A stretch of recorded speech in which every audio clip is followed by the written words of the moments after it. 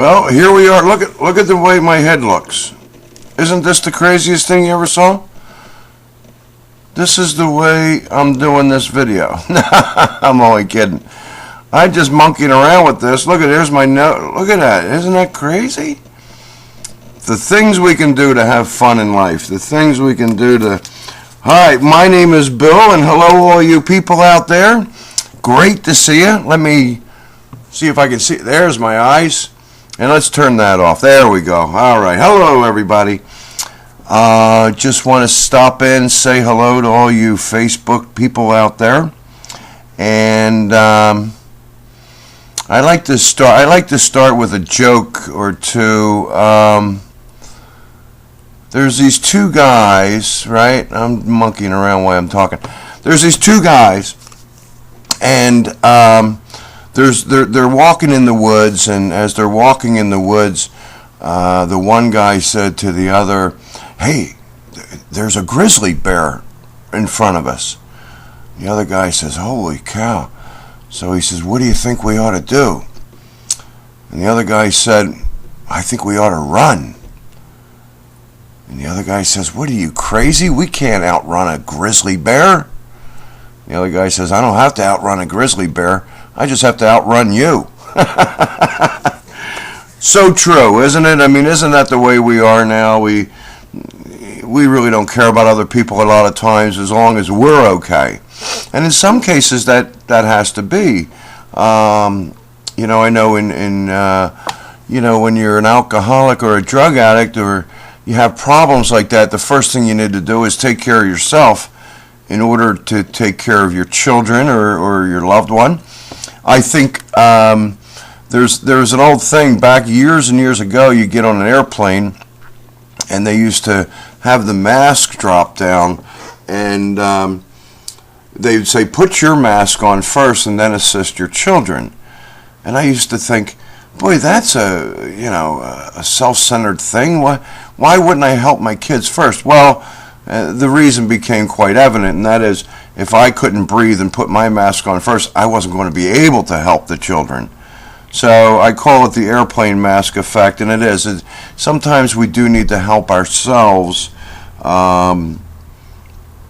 before we're able to help others. Get ourselves straight. Relationships, that's another thing. If you don't have yourself together, how can you get into a relationship with someone else? That'd be pretty hard. You'll probably wind up in a sick relationship like I have a few times in my life. Been in relationships. Now I'm not. I am happy being alone, not lonely, just being alone, enjoying myself. I'll tell you, I was with a person today, and this woman, she's come from a real hard background,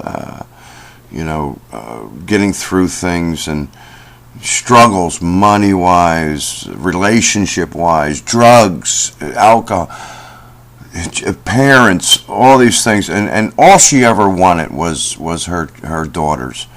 And she fought, and and of course the drugs took place and life wasn't good. There was no money. Parents were not letting her see her kids, but the whole time though, she knew that if she just kept fighting, she'd be able to get her daughters. And today, she's off drugs, off all that, no stealing. She has her daughter back. Her daughter was here, and we went out. She's very, I helped a little bit, I guess you can say, but it was a great milestone for me to, after all these years, actually see what we were fighting for. And she's a beautiful little girl. She has a job in a daycare center. Mom runs around and gets the market done, cooks the food. They have a nice little family, and they're doing quite well. So I'm very, very proud of her. A lot of times, progress in life is hard. It's really hard to get somewhere. I myself am I was overweight. I'm still a little overweight. Still smoking these cigarettes right here. I don't have one now. All I have to do is mention it, and I smoke them. It's like looking at a piece of cake, and I gained 10 pounds. I was drug addicted, alcoholic, in trouble with the police, in jail, all those things. And, I guess what it is the help of the Lord for me, and some of my own convictions. I thought to myself, if I really try hard, first off, I was getting sick and tired of being sick and tired. I didn't have the drugs, I didn't have the money. What was I going to do? I was going to feel sick. I needed to drink booze, and then after drinking booze, I felt so bad I had to drink booze again to forget about. All of these crazy things. People didn't like me.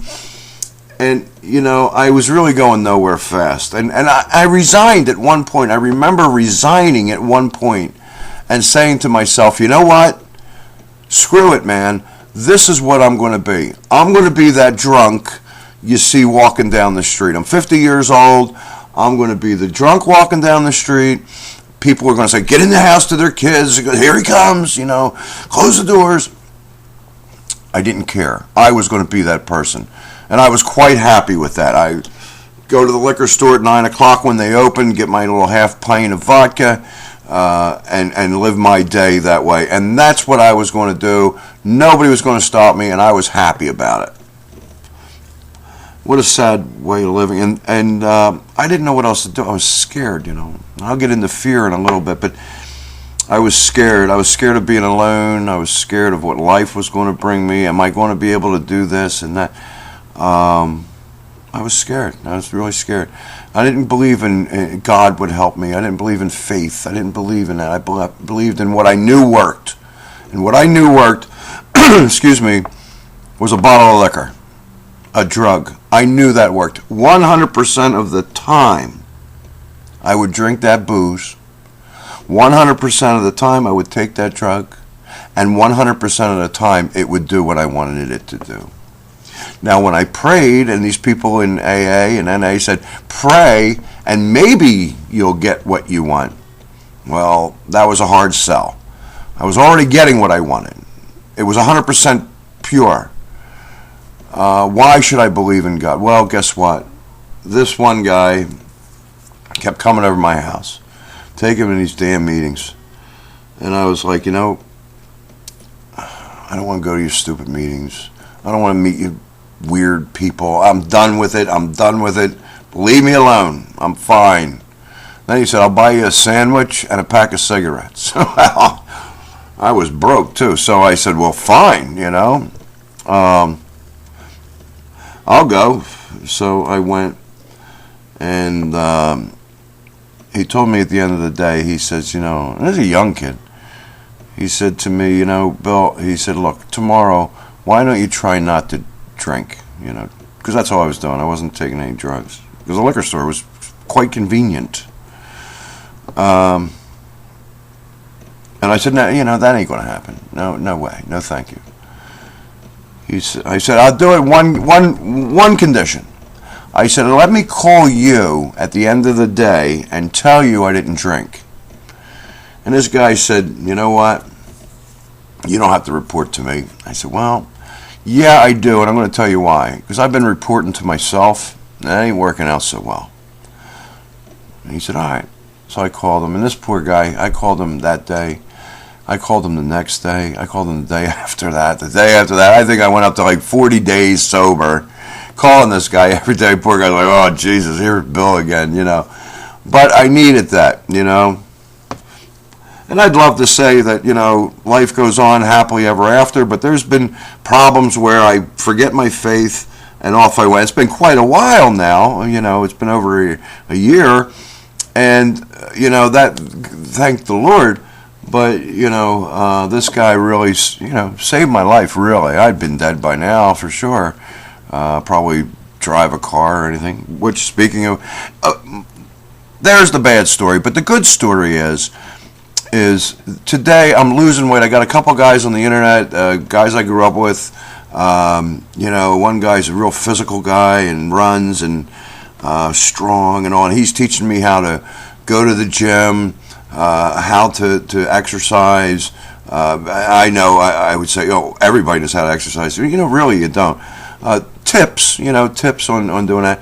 And my other buddy in Las Vegas, he's sitting there and he's telling me about nutrition, what to eat, what not to eat, that kind of thing. And I'm learning a lot from him. I'm on a website that I check different things. I've lost 6 or 7 pounds. It gives me something to do, and I'm taking care of myself. Yes, the cigarettes are something that I don't know, maybe I'm not ready for that yet, but the others, I've lost weight. And my daughter also is giving me help with these wraps. They're called wraps. And I put them on, and I've been losing weight, and it's really nice. I have a couple of jobs now I work, keeps me busy. I believe in God. I am happy in life. My daughter invited me over for Thanksgiving. I didn't think, those things would ever happen, but they did. And, life has just become a wonderful thing for me without the booze and the drugs.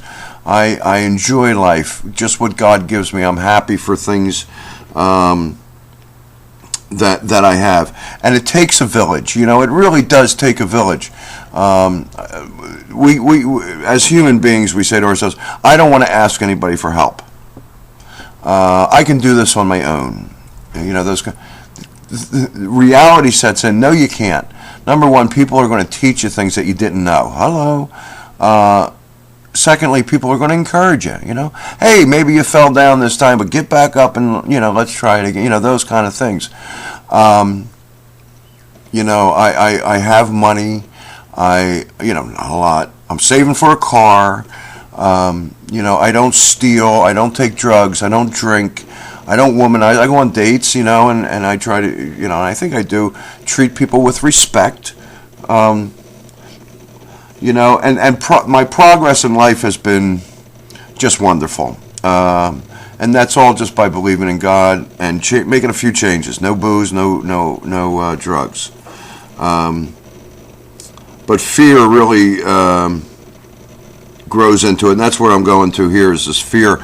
Right now it's winter. Winter's coming up, and it's like, it brings the wuss out in all of us, doesn't it? I mean, I don't want to go out in the cold, I don't want to, it really does. We get so scared of things. At least I do. I have a great deal of fear, and they say to combat fear is faith.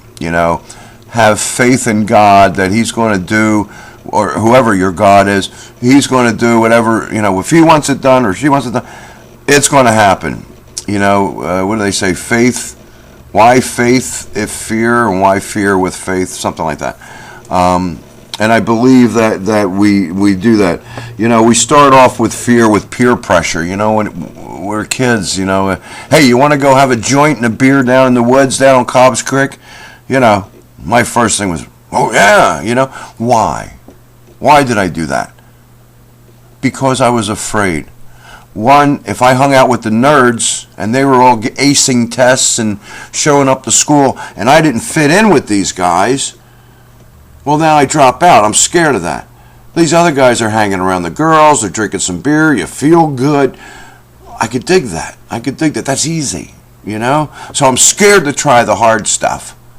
But I'm not scared to do the drinking the beer and smoking the joint in the woods, So fear really, and it brought me on 50, well, maybe not 50, but 40 years of, living that lifestyle, Let's go have a beer. Now, some people can drink, and it's not a problem. Me, I drink for emotions.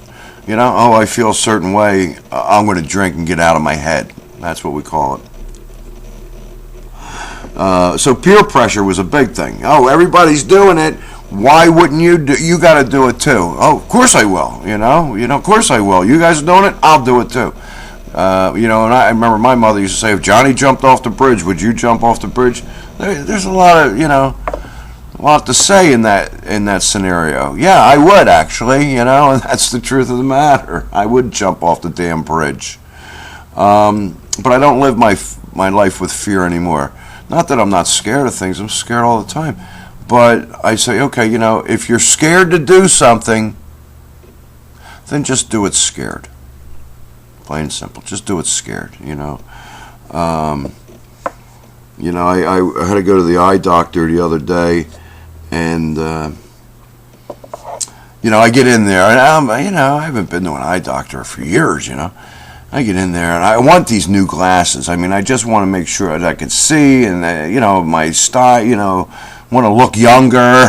You know, all that. So I go in this eye doctor, and you know, she's an Asian woman, and I walk in, I sit in the chair, you know, and it's like, yeah,